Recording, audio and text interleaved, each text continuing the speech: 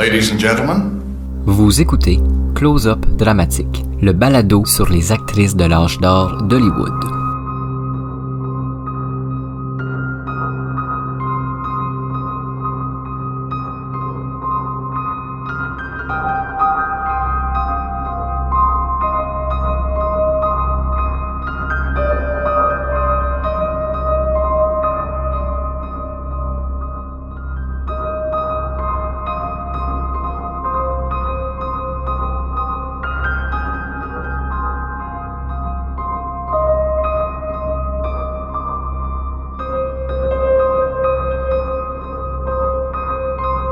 En 1912, Mary Miles Minter est poussée par sa mère dans le cinéma.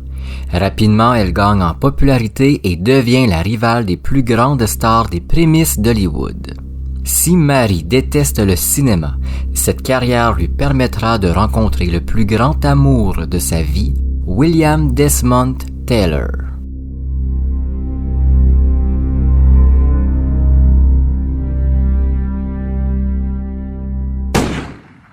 Jason Duval avec vous pour ce nouvel épisode de Close-Up Dramatique, épisode presque en deux parties. Je dis deux parties parce que aujourd'hui je vous parle de Mary Miles Minter et la semaine prochaine je vais vous parler de sa mère, Charlotte. Charlotte, vous verrez la semaine prochaine qu'elle est très controversée. On la décrit comme étant manipulatrice, hypocrite et même abusive. Mais ça, ce sera la semaine prochaine. Aujourd'hui, je vous parle de sa plus jeune fille, Mary Miles Minter. La mère et la fille seront liées à l'affaire William Desmond Taylor, le riche producteur assassiné le 1er février 1922.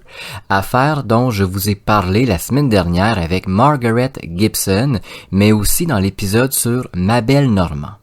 Ceux qui auront écouté ces deux premiers épisodes comprendront que Desmond Taylor avait beaucoup de femmes qui tournaient autour de lui. Il était riche, il était puissant, tout le monde savait que d'être dans son entourage, si tu veux faire carrière au cinéma, était un très bel atout.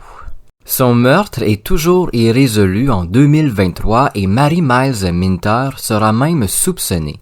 J'ai l'impression que je pourrais faire 10 000 épisodes sur cette affaire tellement mystérieuse qui a connu plusieurs rebondissements et coups de théâtre assez intéressants. Un mois de mai sous l'affaire William Desmond Taylor pour Close-Up Dramatique et on se lance dans la vie et la version de Mary Miles Minter. Juliette Rayleigh naît en Louisiane le 25 avril 1902. Ici, je mentionne son vrai nom, Juliette Rayleigh, parce que ça aura son importance plus tard. Elle est la seconde fille d'une famille ni riche ni pauvre, une famille tout à fait normale au début du 20e siècle. Peu de temps après la naissance de Juliette, Charlotte, sa mère, va divorcer de son mari et partir avec ses deux filles. Charlotte part et rapidement, l'argent va venir à manquer. C'est pendant cette situation financière très précaire que Charlotte va commencer à faire travailler ses deux filles de 7 et 5 ans. Elle pousse Juliette et sa sœur Margaret à monter sur les scènes des théâtres dans divers petits rôles afin de rapporter davantage d'argent. Juliette n'aime pas particulièrement le théâtre, mais sa mère ne lui laisse pas vraiment le choix. Charlotte voit en ses filles son propre rêve de devenir actrice se réaliser. Toute sa vie, la femme a rêvé de monter sur les planches et de devenir une célébrité. Elle se lancera finalement en 1915 une fois que sa plus jeune fille sera une véritable star du grand écran. À la fin de la première décennie du 20e siècle, le cinéma commence à faire son apparition et à gagner lentement en popularité et Charlotte compte bien faire de ses filles de véritables stars du cinéma. En 1910, elle fait passer Juliette, qui est alors âgée de 8 ans, pour une ado de 16 ans afin d'avoir le rôle principal dans une pièce. Charlotte maquille, coiffe puis habille Juliette comme une jeune femme de 16 ans. Et d'une façon ou d'une autre, le subterfuge fonctionne et la jeune fille a le premier rôle, au grand bonheur de sa mère. On a beau être en 1910, je sais pas comment les producteurs ont pu confondre une jeune fille de 8 ans avec une jeune femme de 16 ans. On dirait que j'ai bien de la misère à croire tout ça. Mais c'est un événement qui a été raconté autant par Marie, Charlotte et même la sœur Margaret. Jusqu'en 1912, Juliette va accumuler les petits rôles et lentement, les grands rôles s'offrent à elle. Charlotte est plus qu'heureuse et enthousiaste à l'idée de voir Juliette devenir une véritable star du théâtre.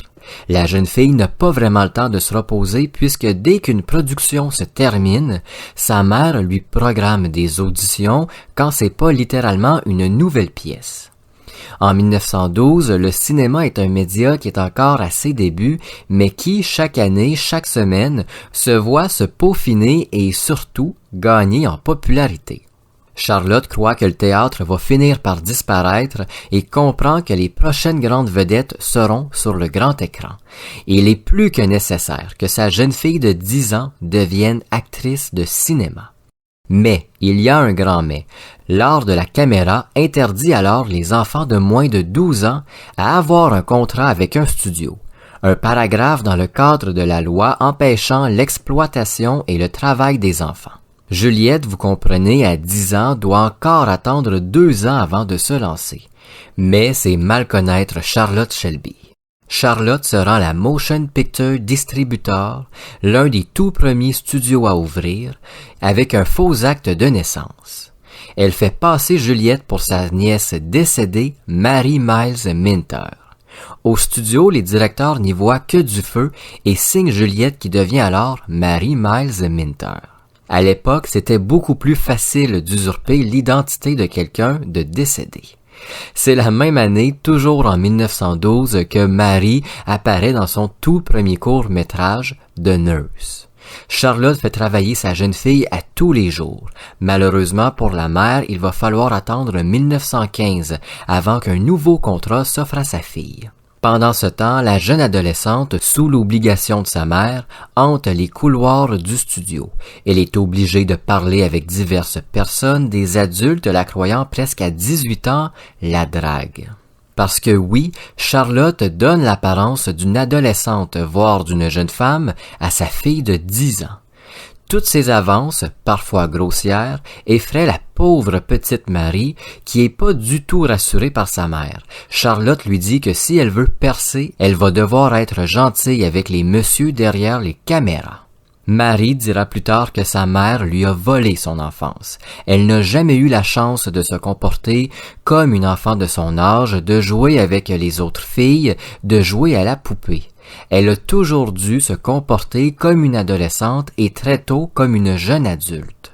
Donc, comme je disais, pendant 3 ans, Mary Miles Minter est dans l'attente d'un second rôle et en 1915, sa carrière au cinéma débute vraiment.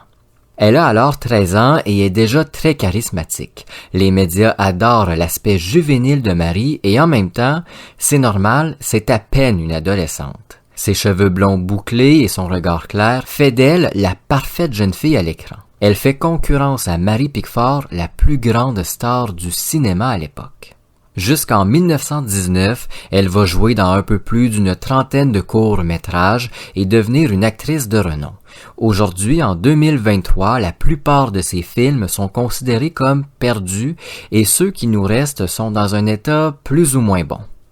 Elle n'aime pas apparaître devant la caméra et par-dessus tout, elle hait l'attention de la presse. Les journalistes qui la suivent partout, elle ne peut pas supporter. Par contre, Charlotte, elle, adore. En 1915, quand sa fille commence à apparaître de plus en plus au grand écran, elle en profite pour apparaître elle-même au cinéma. Elle profite de la notoriété de sa plus jeune fille pour réaliser son rêve. Bien évidemment, Charlotte pousse Marie à apparaître devant la presse, à faire des séances de photos interminables que Marie déteste également. En 1916, Marie débute une romance avec un acteur, écrivain et directeur connu, James Kirkwood Sr. James est âgé de 40 ans, 26 ans plus vieux que Marie. Mais lui, il pense qu'il sort avec une jeune femme de 18-19 ans parce que, rappelons-le, Charlotte a usurpé l'identité de sa nièce décédée pour la donner à sa plus jeune fille Juliette afin qu'elle devienne, elle, Mary Miles Minter, pour la faire paraître plus vieille. C'est essoufflant à raconter quand même. La relation se déroule bien, jusqu'à ce que Mary, à 14 ans, tombe enceinte de James Kirkwood Sr.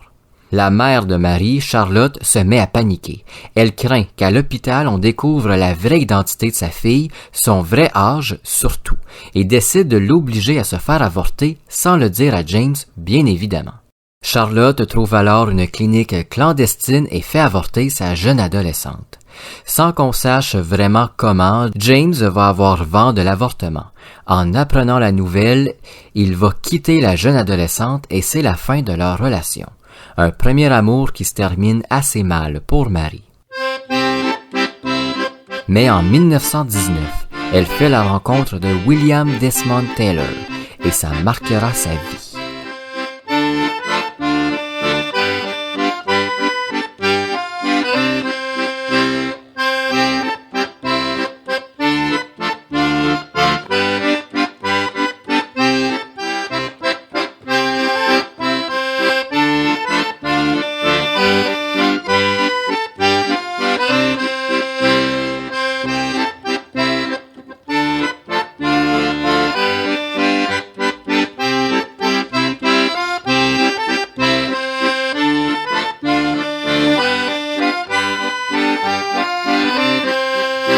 En 1919, Mary Miles Minter est une vedette du grand écran. Poussée encore et toujours par Charlotte, sa mère, elle est l'une des actrices qui rapporte le plus. Ses films assurent des profits considérables aux différents studios auxquels elle est prêtée.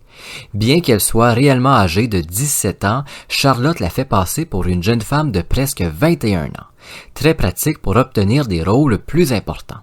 Toujours en 19, sur le tournage de Anne of Green Gables, Mary rencontre William Desmond Taylor. Desmond Taylor est l'un des acteurs les plus connus du milieu qui a joué aux côtés des plus grandes stars de l'époque.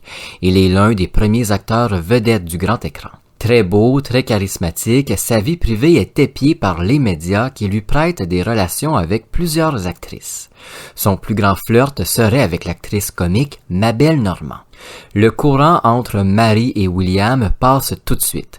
Les deux débutent alors un certain flirt malgré la différence d'âge très importante. Mary a 19 ans, William en a presque 50. Mais Mary est beaucoup plus amoureuse que William. En fait, Mary ne pense qu'à William, elle rêve et ne vit que pour lui. Lorsqu'ils n'ont pas de scène ensemble, Mary marche lentement dans les couloirs, espérant l'apercevoir, lui parler, le voir jouer une scène ou deux. Desmond Taylor, lui, aime bien Mary, mais la différence d'âge le dérange un peu et forcément ça le bloque aussi. Les semaines passent, la relation se développe très lentement et malheureusement pour Mary, William met fin à tout ça. La différence d'âge est trop grande, il ne peut pas être en couple, se projeter avec une femme aussi jeune. Selon Mary, jusqu'en 1922, William et elle vont vivre une relation de on et off. Parfois ensemble, parfois pas ensemble, mais chose sûre, il y a quelque chose de très très fort entre les deux, toujours selon l'actrice. Mary garde malgré tout un amour enflammé pour l'homme. Chez elle, elle garde ses photos, ses lettres parfois très intimes et qui révèlent un intérêt très marqué de William envers Mary. Le 1er février 1922, William Desmond Taylor est assassiné d'une balle dans le dos chez lui à Los Angeles. Mary Miles Minter figure alors sur la liste des suspects.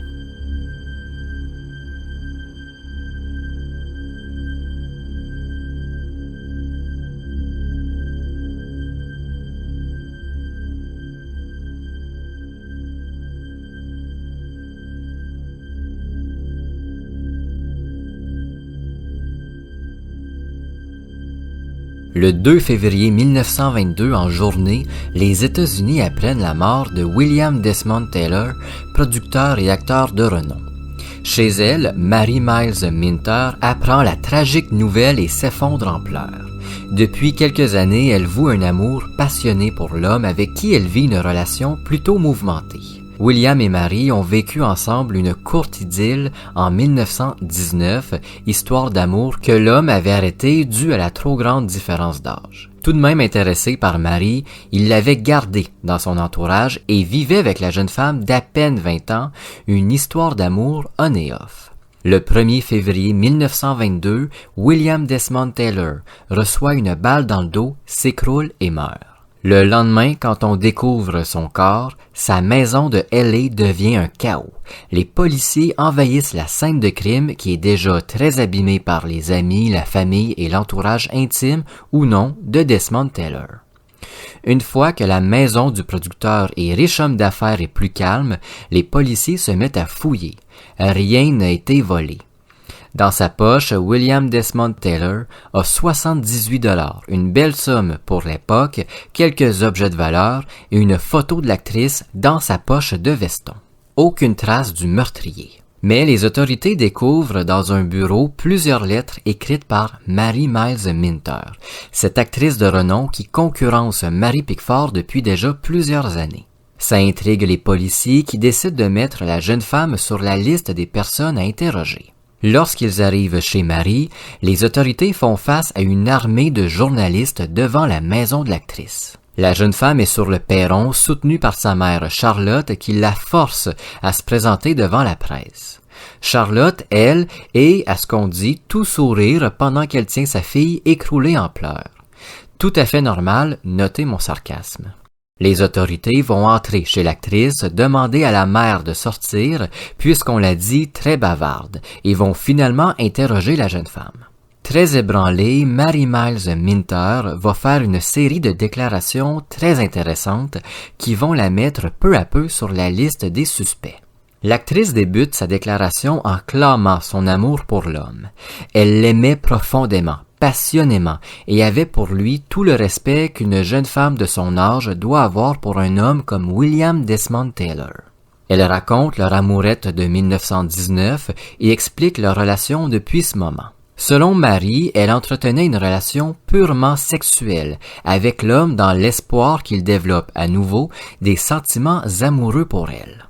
Elle ajoute par la suite ne pas l'avoir revu depuis le 23 décembre 1921, soit un peu plus d'1 mois avant sa mort. Lorsque les policiers la questionnent au sujet des lettres, elle avoue lui écrire presque à chaque semaine. Elle mentionne même le contenu de ces lettres, quelquefois très enflammées, témoins de leurs passions intimes, quelquefois purement professionnelles et presque banales. Lorsque Marie termine au sujet des lettres, elle va se mettre à parler de la vie intime de Desmond Taylor, une intimité de laquelle elle est au courant et surtout très jalouse. Marie déclare que depuis plusieurs semaines, l'homme s'était entiché de l'actrice Mabel Normand. À ce moment-là, en 1922, la carrière de l'actrice comique Mabel Normand est sur le déclin. Ses dernières productions ont plus ou moins fonctionné et elle connaît plus d'échecs que de succès. Mais l'actrice est surtout aux prises avec de graves problèmes de consommation de drogue qui affectent tous les aspects de sa vie. Si vous voulez en savoir un peu plus sur Mabel Normand, j'ai fait un épisode complet sur elle, je le répète. Ici, ce qui nous intéresse, c'est que William Desmond Taylor s'était pris de passion pour l'actrice comique alors qu'il essayait de la sortir de ses problèmes. Rapidement, les autorités comprennent que Marie est plus que jalouse. Elle voit d'un très mauvais œil la présence de Mabel Normand dans la vie du riche homme d'affaires. Marie décrit l'actrice comique comme étant une nymphomane droguée alcoolique, sans éducation, sans talent. Elle lui voue une haine toute particulière. Elle ajoute qu'elle a souvent essayé de faire comprendre à l'homme que ça ne servait à rien, qu'il n'y avait rien à faire pour sortir Mabel de ses problèmes de consommation. Mais elle avait aucune influence sur l'homme. Desmond Taylor était attaché à Mabel. Quand elle parle de tout ça, Marie devient très agressive. Elle frappe avec son poing sur la table, se met à parler très fort et à pleurer de façon très violente. Elle termine sa déclaration en disant qu'elle aimait si fort l'homme qu'elle aurait pu le tuer pour le sauver de Mabel Normand. Si les policiers pensaient alors avoir affaire à une maîtresse en pleurs, ils croient peut-être avoir la meurtrière devant eux. Avant de quitter Marie et sa mère Charlotte, les policiers demandent à l'actrice si elle a un alibi pour la veille. L'alibi de l'actrice est solide. Elle était avec un ami à une fête toute la soirée à parler de différentes choses. Alibi confirmé par l'ami en question. Mais, selon l'ami, à un moment de la soirée, un peu avant 19 heures, Marie aurait quitté la fête avant de revenir. William Desmond Taylor a été assassiné, selon le coroner, vers 19h50. Quand les policiers interrogent l'actrice à nouveau et lui demandent des détails concernant son absence à la fête, elle nie tout. Elle raconte n'avoir jamais quitté la célébration et qu'elle s'est simplement isolée loin de tous dans le jardin. Une explication que personne, évidemment, ne peut confirmer. Est-ce que Mary Miles Minter a assassiné William Desmond Taylor? Est-ce que c'est un crime passionnel? Les médias s'emparent de l'histoire et accusent Mary Miles Minter d'avoir commis un crime passionnel. L'opinion publique devient alors très négative envers la jeune femme. Après le scandale, Mary tournera que 3 films avant de se libérer de l'emprise de sa mère et de quitter l'industrie du cinéma. Sa réputation ayant été très affectée par l'affaire William Desmond Taylor, les offres avaient de toute façon disparu. En 1925, Mary poursuit sa mère pour avoir volé ses cachets durant sa jeunesse. Une somme inconnue, mais en 1935, sa sœur Margaret fera la même chose pour environ 2 millions de dollars en 2023. On peut penser que, comme Mary a été plus connue que Margaret, c'est peut-être un peu plus élevé. Un procès et une poursuite qui a fait couler beaucoup d'encre dans les journaux, mais qui sera finalement réglé en privé en 1927. Jusqu'en 1980, Mary se tient loin des médias, acceptant tout de même de parler de Desmond Taylor à quelques occasions. Elle niera les accusations et affirme n'avoir rien à voir avec le meurtre de son plus grand amour. Puis, en 81, elle devient une recluse, oubliée de tous. La même année, elle est victime d'une violente agression. 3 hommes et un ancien compagnon entrent chez elle par infraction, la battent violemment avant de lui voler l'équivalent de 300 000 $ en objets de valeur. Le triste et violent incident laissera Mary dans un état d'anxiété et de stress traumatique, l'empêchant de sortir de chez elle jusqu'à sa mort en 1984.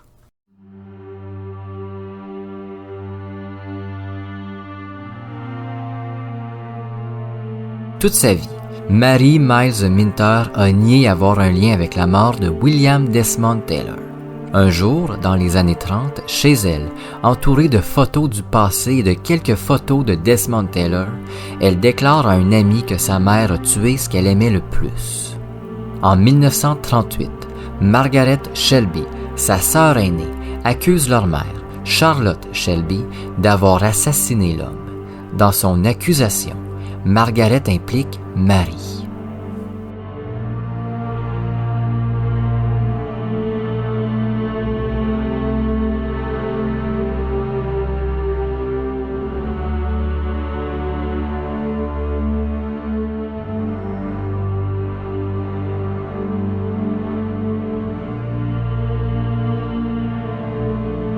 Merci d'avoir écouté Close Up Dramatique. On se retrouve très bientôt pour un nouvel épisode.